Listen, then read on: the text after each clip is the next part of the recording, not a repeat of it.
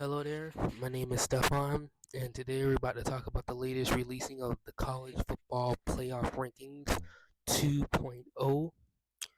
And without further ado, let's just get into this. So, at number one, the committee has Oregon at the number one spot. They have been the best team in the country so far. They have Ohio State at number two.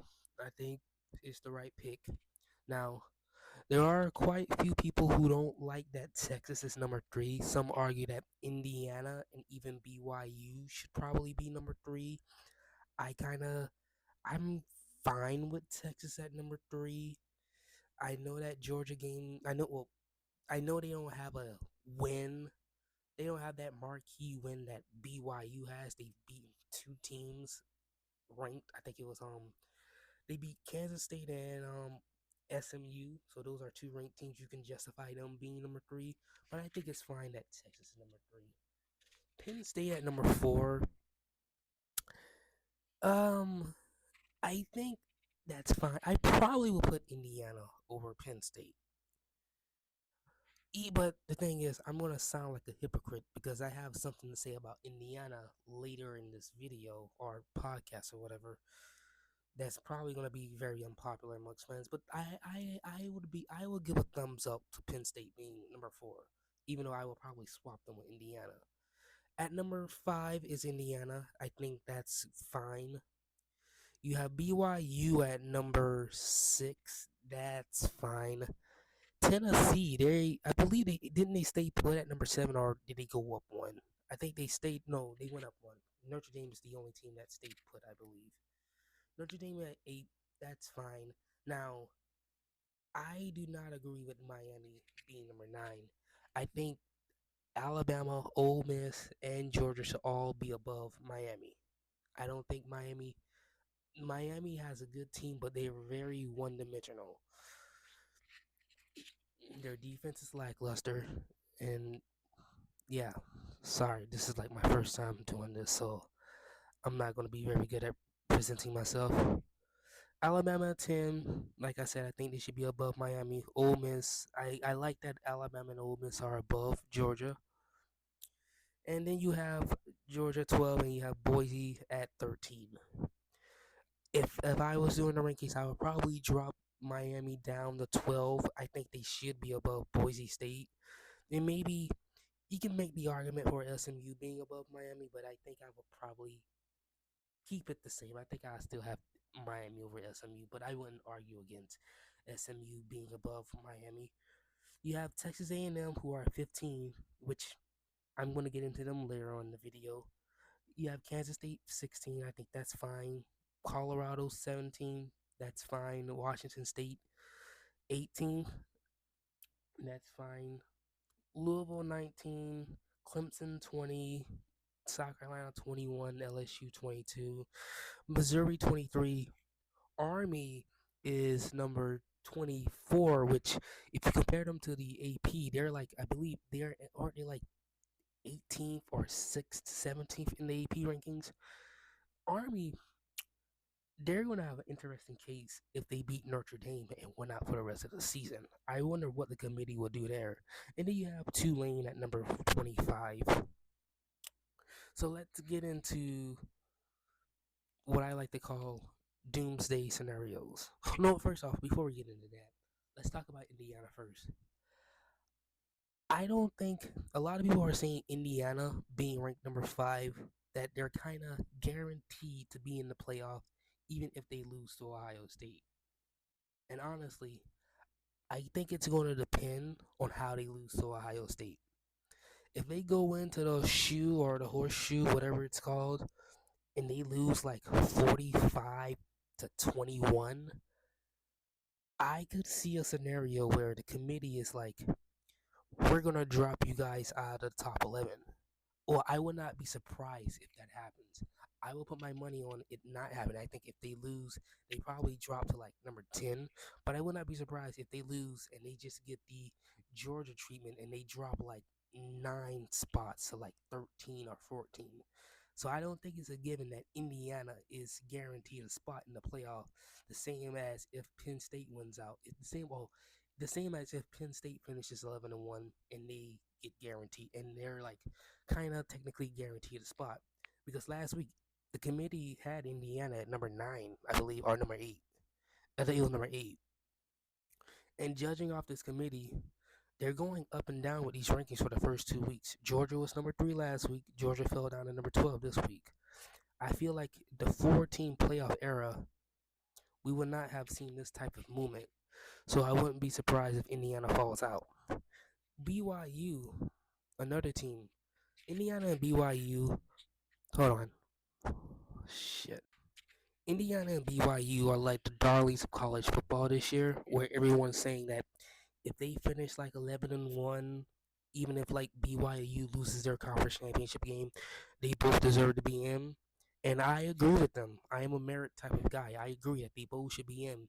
But I would not be surprised if coming down to the last week of the season, especially if Georgia beats Tennessee, where the committee is looking at the bubble and it's like Indiana, BYU, and Tennessee. I wouldn't be surprised. Well, Indiana, BYU, Tennessee, and Georgia. I wouldn't be surprised if they go Georgia, Tennessee, or BYU in Indiana, because then they can just pull out the best team logic. And I hate to say this, but Georgia and Tennessee are better teams than BYU and Indiana. So there's that. We go down to Tennessee. Tennessee, like I said in the last thing about Indiana and BYU, Tennessee, a lot of people are saying this is a must-win game for Georgia this Saturday. I personally believe it's a must-win game for Tennessee. If they want to guarantee a spot in the college football playoff, they have to win this game, or else they're going to have to be dealing with being in the bubble. Because if they lose, you have the possibility of choosing between them, Indiana, and BYU. I personally believe the committee will choose Tennessee, but I wouldn't be surprised if they go Indiana, BYU. It's all going to depend on what the members think. Will they pick the most deserving or the best team? Notre Dame, Notre Dame, if they went out, they're in. Miami, Miami has to win out. I don't see a two-loss ACC team making it in at the at-large bids unless they're a conference champion. Well, in that case, they won't be an at-large bid. They'll have an auto bid. You have Alabama and Ole Miss.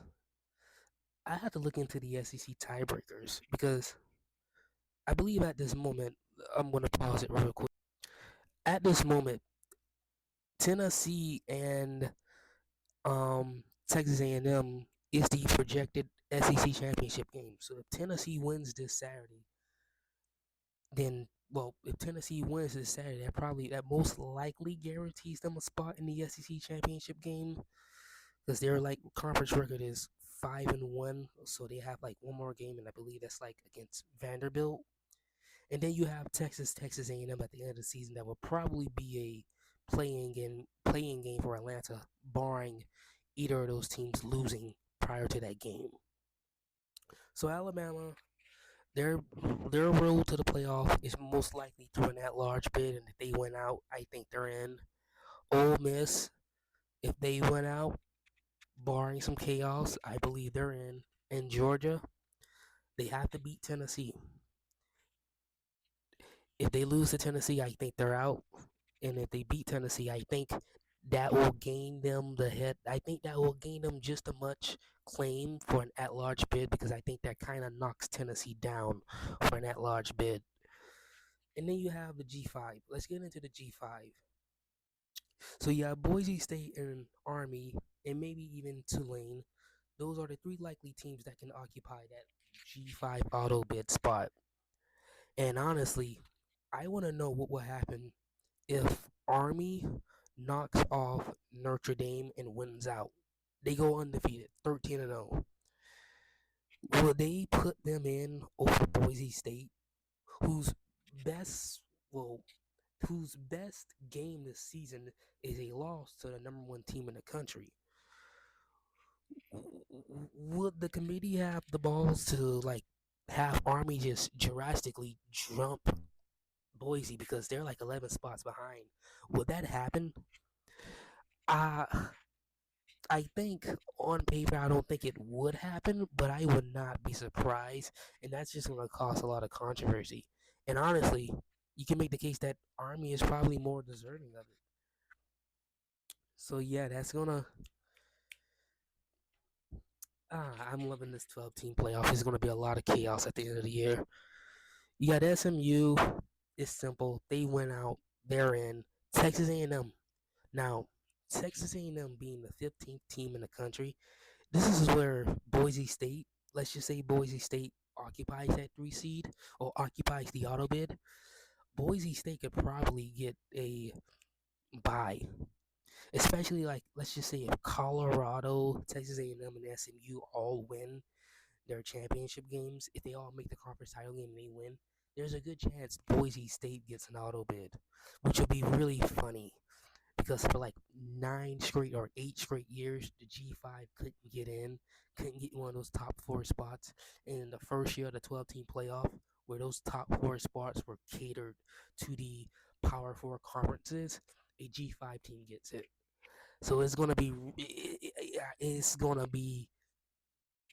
fascinating to see Texas A&M. So they control their destiny. I believe Kansas State needs Colorado to lose a playoff. No, yeah, they need Colorado to lose because I think the projected Big 12 title game is Colorado BYU. So they need Colorado to lose a game unless BYU loses. Because I don't think BYU and Kansas State played this year, I believe. Oh no, they did play. My bad, my bad, my bad, my bad. Washington State. Well, first off, Colorado, they control their destiny to the Big 12 title game and to the playoff if they went out. Washington State, unfortunately for them, they don't have a conference. So their path to the playoff is through a at large bid, and I don't see it happening. This sucks. Louisville, let me check the SEC standings here. The ACC standings. All right, let's go here.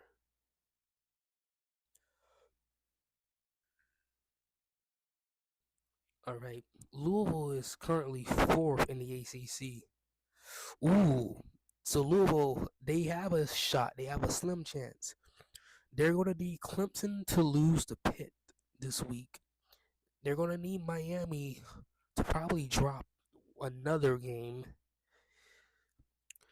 Yeah, they're going to need Miami or SMU to lose out if they want to get into the ACC championship game. So there's that. There's a slim chance of getting in. Clemson, I'm not sure of the tiebreaker right now for Clemson because right now Miami they have a game in hand. They're 5-1 in the ACC. Clemson is 6-1. Clemson finishes ACC play this week, so I'm not sure what the tiebreaker scenarios will be for Clemson and Miami. So right now, I believe if Clemson wins out, there's a chance that Clemson could be in the playoffs still, and probably won't get a bye. They'll probably be in that 5 to 12 seeding. You have South Carolina. I think South Carolina does have a slim chance. It's gonna. No, I don't. Yeah, South Carolina. They do have a slim chance, I believe. If Tennessee, Texas A&M all lose out, you have Georgia. Oh no, I don't know. I think South Carolina's done. LSU wasn't done though, and that's probably pissed off some South Carolina fans because of that game in September. LSU they have 2 losses. There's still a chance they can sneak into Atlanta. Missouri, there's still a chance they can sneak into Atlanta. Yeah, I don't think either of these scenarios are going to happen. Army, we already talked about them. If they win out, there's a chance that they can leapfrog Notre Dame. I mean Boise State and Tulane. Tulane, they're gonna need Boise to lose, and they're gonna need Boise to lose, and they're gonna need to beat Army. So yeah, those are my thoughts for this week's iteration of the playoff rankings. I know this wasn't the best quality video, the best presentation by myself, but yeah, those are my thoughts. Thank you for watching. If you listen, well, thank you for listening. If you got to this part of the video.